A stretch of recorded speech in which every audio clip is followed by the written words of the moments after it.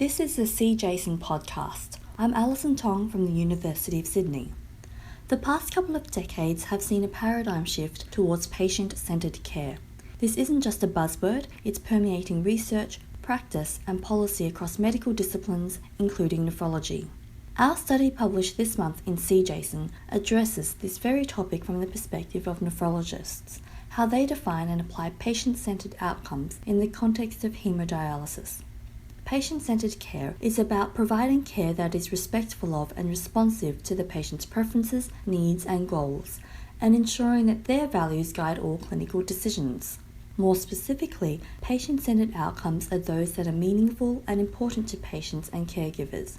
For example, having energy to do daily activities, being able to work, travel, and being free from pain. In principle, this all sounds well-intentioned, a worthy goal. But there's some uncertainty and some challenges. Measuring patient-centered outcomes and implementing patient-centered care in practice is not actually that straightforward.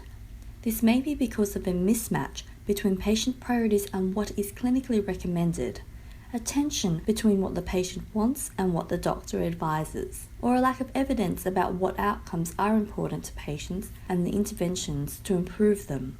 Regulatory, organisational and resource constraints may also form barriers to improving patient-centred outcomes.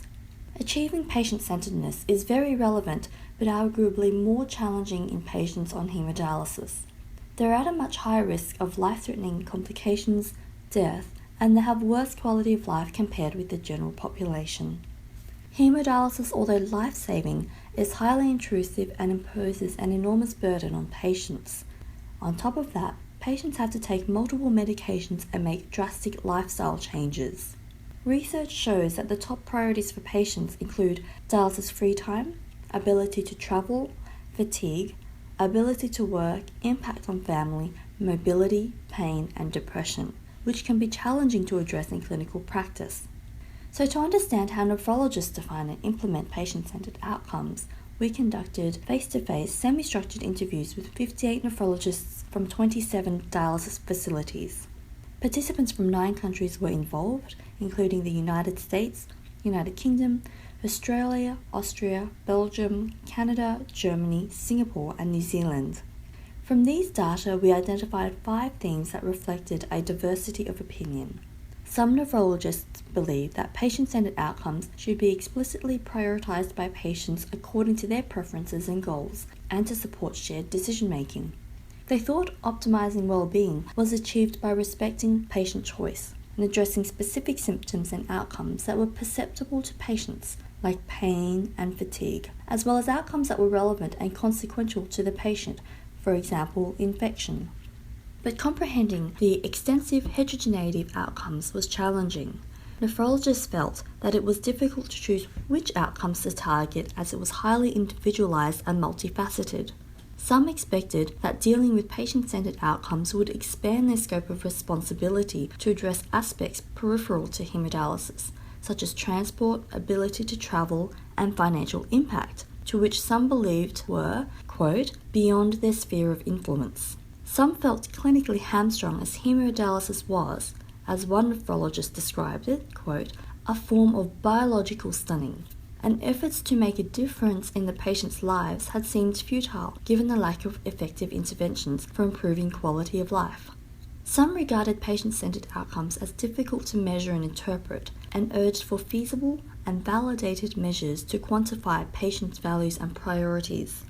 Others noted that the prevailing focus on traditional biochemical markers like phosphate and hemoglobin and technical procedures like vascular access often took priority, and this hampered efforts to deliver patient-centered care.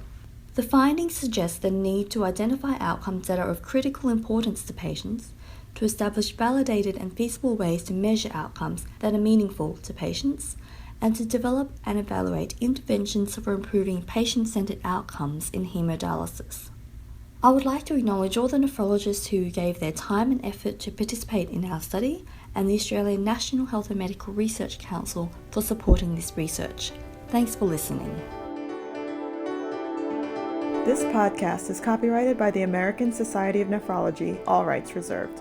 All content in this podcast is for informational purposes only and is not intended to be medical advice. This podcast should not be used in a medical emergency or for the diagnosis or treatment of any medical condition. Please consult your doctor or other qualified healthcare provider if you have any questions about any medical condition or before taking any drug, changing your diet, or commencing or discontinuing any course of treatment. Thank you for listening to this podcast of the American Society of Nephrology.